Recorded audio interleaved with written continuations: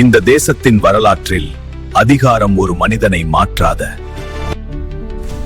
ஒரு நாள் வந்தது.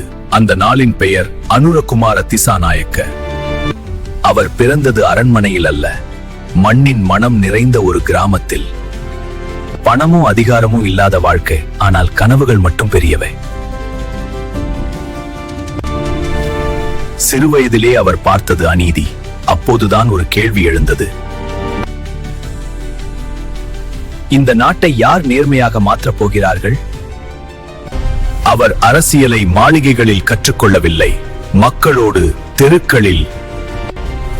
வியர்வையோடு தான் அரசியல் அவருக்கு வாழ்க்கையாக மாறியது.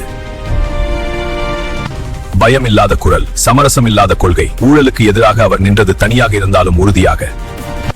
பலர் சிரித்தார்கள், ஆனால் மக்கள் நம்பினார்கள். அந்த நம்பிக்கையே அவரை ஜனாதிபதி ஆசனத்துக்கு அழைத்தது. இந்த நாடு இனி சிலருக்கானதல்ல, அனைவருக்குமானது. இது வாக்குறுதி அல்ல, ஒரு உறுதி. அதிகாரம் அவரை மாற்றவில்லை, அவர் அதிகாரத்தை மாற்றினார்.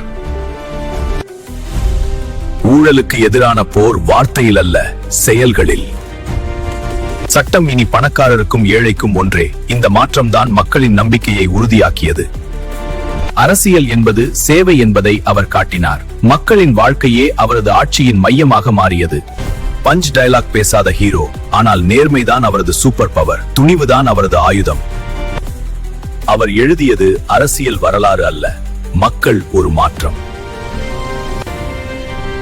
அவர் எழுதியது அரசியல் வரலாறு அல்ல, மக்கள் கனவுகளின் வரலாறு. ஒரு மனிதன், ஒரு மாற்றம்.